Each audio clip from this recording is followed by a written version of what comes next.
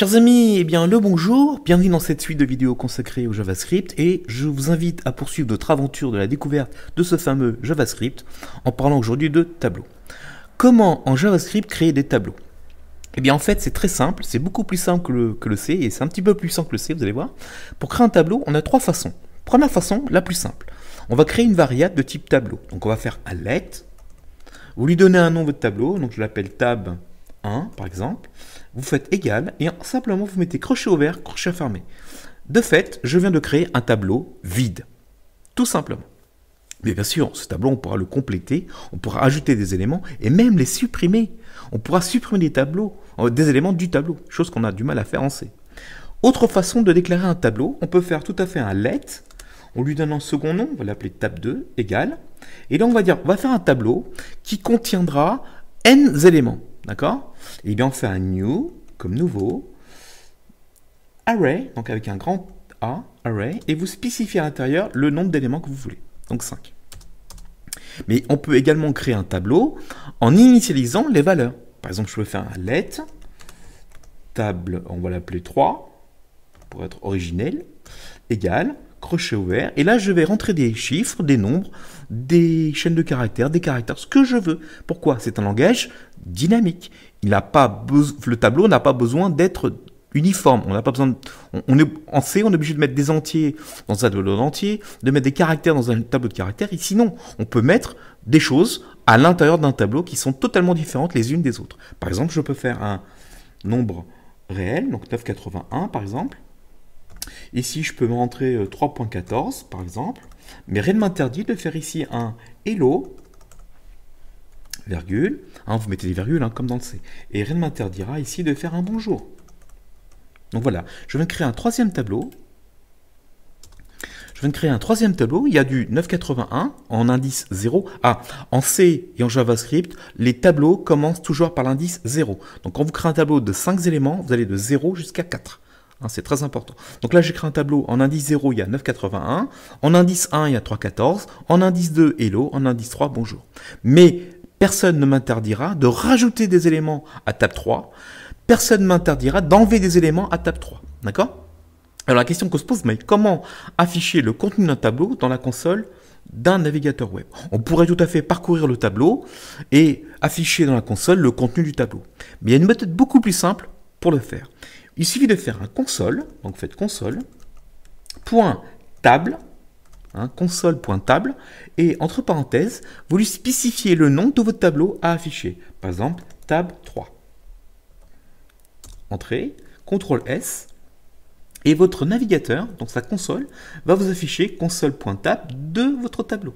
Donc là, vous avez une représentation, disons, en tableau, à la Excel. À gauche, vous avez les indices et à droite, vous avez les valeurs. Donc c'est énormément plus facile à lire que de lire une suite de caractères les unes en dessous des autres. Donc à l'indice 0, j'ai le contenu 981. À l'indice 1, j'ai le contenu 314. À l'indice 2, j'ai le contenu hello, qui est une chaîne de caractères. À l'indice 3, j'ai bonjour. D'accord? Alors, comment changer un paramètre dans un tableau? Eh bien, c'est très simple. Il suffit de nommer le tableau, donc le tableau, par exemple, numéro 3, et changeons le premier argument. Donc, au lieu de mettre un 981, je vais mettre 10. Donc, Donc, 0 égale 10. Donc, qu'est-ce que je fais? J'appelle mon tableau, il s'appelle tableau 3. Je vais prendre l'indice 0 et je vais le transformer en 981. Maintenant, va devenir le 10. CTRL S. Vous voyez, en indice 0, je peux ici maintenant mettre 10. Mais on peut aller beaucoup plus loin. On peut ajouter des éléments en fin de tableau. Comment? Vous faites un tab 3, point, push, donc vous pushez. Vous poussez, donc c'est-à-dire que vous mettez à la file de votre tableau, donc vous poussez vers la fin, et là on peut lui rentrer, par exemple, ceci.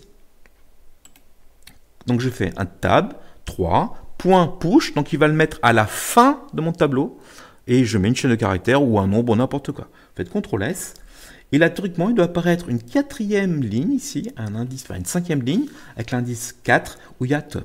Donc pour accumuler comme ça des contenus de tableau, vous faites des push, des push, des push, des push. Ça va permettre d'augmenter votre tableau. Et de même, mon tableau ici, qui était tab 3, je peux tout à fait Ah bah j'ai fait tab 3 d'ailleurs. Oui, j'ai fait tab 3. Donc on peut faire maintenant tab 1. Alors on va essayer de complémenter le tab 1 par exemple. On va faire tab 1. Point, push, et puis on va lui pusher quoi? Bon, on va lui pusher un nombre, on va lui pusher un dish. Voilà, j'ai bien un dish. On va enlever ça. On va ici lui demander non pas d'afficher le tab 3, mais d'afficher le tab 1. CTRL S. Ici, le tab 1 qui était entièrement vide, d'accord? Et bien maintenant, il se retrouve avec une valeur 10 qui est en indice 0 parce qu'il était entièrement vide, donc en indice 0. Rien ne m'empêche ensuite, à l'issue, de faire un tab 1, point, push, et là, voilà. CTRL S, il va apparaître deux lignes, un indice 0, il y aura 10, la valeur 1, à l'indice 1, vous aurez la valeur tout haut. Donc pour remplir un tableau, on va utiliser le plus possible, le plus souvent disons, des push. Donc on mettra en œuvre des tableaux vides au départ, ou avec certaines valeurs si vous connaissez la valeur de votre tableau. Donc on mettra un tableau vide, et puis au fur du temps, on viendra compléter ce tableau en faisant des push. Alors la question, mais comment faire pour supprimer les éléments du tableau? Eh bien, on peut également supprimer des éléments du tableau, soit en fin, soit au début. Mais en général, on les supprime à la fin. Alors, comment faire? Eh bien, c'est un peu le même système. On va faire ici. Alors, je vais faire ça, puis je vais faire un tab. 1, point pop, cette fois. Donc, on va popper, on va enlever l'élément du tableau. Et je lui passe pop, tout simplement. Donc, en faisant tab 1 pop, il sait qu'il doit supprimer le dernier élément de votre tableau. CTRL S. Donc, vous voyez, il n'apparaît plus ici la case 1. Qui était contenu avant par Toto, on a supprimé Toto. Dommage. Alors, mais parfois, on a besoin de parcourir un tableau. Alors, comment parcourir un tableau? Eh bien, c'est très simple. Par exemple, alors on va prendre le tableau 3, ça sera plus simple. Donc, je vais enlever tout ça. Parfois, le console.table, c'est bien dans la console, mais dans notre programme, on ne pourra pas utiliser des consoles.table. Donc, il faudra parcourir un tableau. Alors, comment parcourir un tableau? C'est très simple. C'est la boucle for. Donc vous faites un for, tout simplement, let i égale à 0. Donc on a créé un indice i, donc en général tout le monde l'appelle i, point virgule, jusqu'à u, i va compter jusqu'à combien? Et bien là, il faudrait dire, le tab 3, il y a 1, 2, 3, 4. Donc je pourrais faire ceci. Et faire ensuite i plus plus. Donc je vais incrémenter le i, je vais partir de 0, après je vais faire 1, 2, 3. Mais il y a plus simple. Parce qu'on n'a pas besoin de calculer le nombre d'éléments. Parce que comme c'est un logiciel, un langage dynamique, il est capable de vous dire en temps réel le nombre d'éléments présents dans votre tableau. Comment? Eh bien comme ceci. Par exemple, si je fais tab 3.length, donc là, il va me dire, eh bien dans ton tableau, ici, le résultat attendu par tab 3.length sera égal à 4. D'accord? Donc vous n'avez pas besoin de vous prendre la tête à savoir combien d'éléments il y a à votre tableau. Vous faites simplement tab 3.length et là, length, il va vous donner, voilà, tu as 6 valeurs, ça, 6 éléments de ton tableau, tu en as 3, tu n'en as pas ou tu n'en as pas du tout. D'accord? Et pour afficher le contenu, c'est très simple. Vous faites maintenant un console.log, attention, et qu'est-ce qu'on demande? Ils vont afficher le tab 3, entre crochets, petit i. Donc je vais enlever ça. Donc qu'est-ce qu'on a fait les amis? J'ai créé une boucle for. Cette boucle for, j'ai créé une variable locale dans ma boucle for qui vaut i égale à 0. Je vais parcourir tout mon tableau, donc je vais jusqu'à la longueur de mon tableau. Donc s'il y a 5 éléments, eh bien je vais compter de 0 à 4. Vous voyez, c'est exclu ici. C'est plus petit, strictement plus petit. J'incrémente ma variable i, donc la première fois elle vaut 0, puis elle vaudra 1, puis elle vaudra 2, puis elle vaudra 3. D'accord? Et je demande à afficher le contenu dans ma console de tab 3. CTRL S. Qu'est-ce qu'on va apparaître? Eh bien, on va apparaître... alors, ça commence ici. Attends, je vais enlever ça. Pour pas qu'il y ait des ambiguïtés. Voilà, CTRL S. Donc, on va apparaître 4 choses. D'abord, on va apparaître 981. Bah oui, c'est le contenu numéro 1. Ensuite, 314, c'est le contenu ici. Ensuite, on a Hello, qui est le contenu d'ici. Et enfin, Bonjour, qui est le contenu d'ici. D'accord? Donc, vous voyez, c'est très simple. Alors, il y a une autre façon. De parcourir un tableau. Ça, c'est la façon, disons, la plus rudimentaire. Mais il y a une autre façon plus élégante qui est apparue avec le S6, c'est le for off. Je m'explique. Alors là, on va mettre un commentaire. Donc pour faire des commentaires, je vous rappelle, vous sélectionnez tout ce qu'il y a, CTRL-SHIFT-A. on voudrait parcourir le tableau, mais on est obligé de faire un let, i plus petit. En fait, on a plus simple. On fait le for off. Alors, on fait un for. Et voyez, le Visual Studio Code me propose plusieurs choses. Il me propose le for each, le for in, le for off. Alors, le for in, on le verra un petit peu plus tard. Le for each, on ne va pas utiliser. Sauf si, en fait, le for each, ça permet de faire un peu ce qu'on fait le for off. Mais c'était le for each avant, quoi. Bon, au for each, moi, je n'aime pas trop, donc je ne vais pas utiliser, mais je vous invite à aller voir sur votre document comment utiliser. On utilisera beaucoup le for et beaucoup le for off. Alors, pour utiliser le for off, c'est très simple. Vous allez prendre ici for off, vous faites entrer, et il vous a pré-mâché un peu la chose, il vous a mis des choses. Il y a const, iterator, of, objet. C'est-à-dire quoi? On va ici, cette chose-ci, alors moi, je ne vais pas l'appeler iterator, je vais l'appeler item. D'accord? Donc, item va être égal au contenu de votre tableau. Et ici, les objets, c'est simplement tab 3. Donc, il va faire votre programme for ici. Il va prendre item. Donc, item vaudra le contenu de tab en 0, puis item vaudra le contenu de tab en 1, puis le contenu de tab en etc., etc. Et il va s'arrêter lorsque le tableau numéro 3 sera entièrement vide. D'accord? Donc, on va afficher le console.log. Donc, avant, on devait faire tab crochet i. Non, là, il suffit de faire quoi? D'afficher item. Cet item sera égal à tab crochet 0, puis tab crochet 1, puis tab crochet 2, etc. Vous avez compris, hein, vous êtes intelligent. Donc, CTRL S, et bien, on a exactement la même chose. Mais avec une écriture, vous voyez, plus condensée. On n'a pas besoin d'aller choper le tab 3 length, on n'a pas besoin de prendre une variable locale i. Donc, parfois, on fera des boucles comme ceci, à l'ancienne. Parfois, lorsque c'est simplement un parcours de tableau, un affiché ou un rendu sur votre jeu, eh bien on fera de cette façon-ci un item off, donc un for off. D'accord? Bien. Alors il y a quelque chose de très particulier en JavaScript qu'on n'a pas l'habitude d'utiliser en C parce qu'il n'existe pas, c'est les objets littéraux. Qu'est-ce que c'est que cette chose?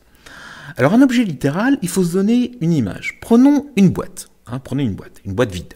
Dans cette boîte, vous allez mettre une étiquette. Dans cette boîte, avec une étiquette, vous allez mettre des variables dans cette boîte. Et vous aimeriez que ces variables que vous mettez soient également nommées. C'est-à-dire qu'on a une boîte, cette boîte possède une étiquette, on ouvre la boîte, on trouve des variables. Mais ces variables ont également un nom. Eh bien, le JavaScript permet de créer cette structure d'objets. On appelle ça des objets littéraux. Comment créer un objet littéral? C'est très simple. C'est très simple, c'est toujours pareil en fait. On fait let. Alors, par exemple, je vais créer une boîte, on va l'appeler famille. Égal. Et attention, pour créer un objet littéral, il faut faire accolade ouvrante, accolade fermante. C'est très important. Donc les tableaux, on les fait avec des crochets. Les objets littéraux, on les fait avec des parenthèses. D'accord? Des accolades, pardon. Et par exemple, on va créer le papa. Donc le papa, on va lui donner une clé valeur. Donc c'est des clés et des valeurs. La première clé, c'est le père. Ce père possède un prénom. Il s'appelle par exemple Tom. Pour passer la ligne, vous faites virgule. Dans votre famille, vous avez une mère. Donc c'est la clé mère. Cette mère, de petits points, possède un prénom. Elle s'appelle Marie. Virgule. Il y a aussi un fils. Donc je donne ici Ici, ce sont les clés, et là, ce sont les valeurs. Donc, vous voyez, dans ma boîte qui s'appelle famille, donc imaginez, une grosse boîte, une étiquette famille, famille Dupont, famille Durand. Vous ouvrez la boîte famille Durand, famille Dupont, et dedans, vous allez trouver des variables. Mais on pourrait mettre directement Tom, Marie, etc. Mais on va stipuler précisément ce que c'est que Tom. Eh bien, Tom, c'est le père. On va associer à Tom la clé père. On va associer à Marie la clé mère. On va associer au fils, on va l'associer Lucas, par exemple. Lucas, d'accord? Alors, il y a une fille, allez, soyons fous, il y a une fille, elle s'appelle Léna. Attention, le dernier élément de votre tableau ne comportera pas de virgule. Voilà, donc je viens de créer mon premier objet littéral, d'accord? Et bien maintenant, on voudrait afficher la chose. Alors, comment accéder au père par rapport à la famille? Eh bien, c'est très simple. Vous allez faire, alors on va faire une petite chose pour vous montrer l'utilisation des variables. On va faire let, val, voilà. Et je voudrais que val soit le nom du père. Voilà, je voudrais obtenir que val soit le nombre du père. Donc je fais famille, c'est ma boîte, point. Donc j'accède aux arguments par le point, et là il suffit de faire père. D'accord? Affichons le nom du père. Comment afficher le nom du père? Je fais un console, point, log, et puis on va mettre père, je ne sais plus écrire, père égale, un espace, plus val. CTRL S, il me dit que le père c'est Tom. D'accord? Je veux dire, mais à quoi ça peut bien servir de faire ça? Et ça, vous le verrez un petit peu plus tard dans les tutos quand on fera vraiment le jeu. Vous verrez que cette structure-là est très intéressante parce que je peux y mettre des valeurs avec une clé. Et je peux accéder aux valeurs à partir des clés. C'est très très intéressant et c'est hyper puissant comme chose. D'accord? Alors, on peut accéder par les clés soit par le point, soit par les crochets. Je m'explique. Ici, je peux également faire, alors je vais mettre ça en commentaire. Ici, je pourrais faire tout à fait let, val. Alors, attends, je vais le faire directement ici. Au lieu de créer une variable locale ou globale ou peu importe, on pourrait dire, bah, je vais prendre la famille et on pourrait accéder également au père, non plus par le point, mais entre crochets. Et vous mettez la chaîne de caractères qui correspond à la clé. Donc, père. Attention, si vous faites ceci, ça ne marchera pas.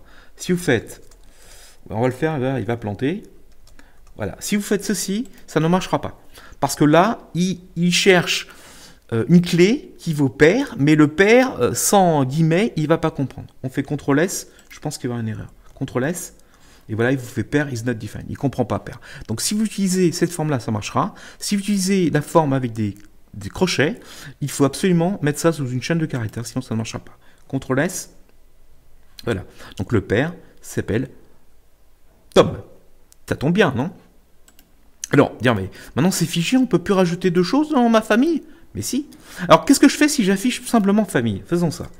Affichons simplement famille. Voilà, je fais. Alors, on va faire comme ça. On va afficher dans la console famille. Donc, imaginez, vous avez créé une structure comme celle-ci et vous voulez avoir le contenu de la famille. Et bien, c'est très simple. Vous faites console log famille.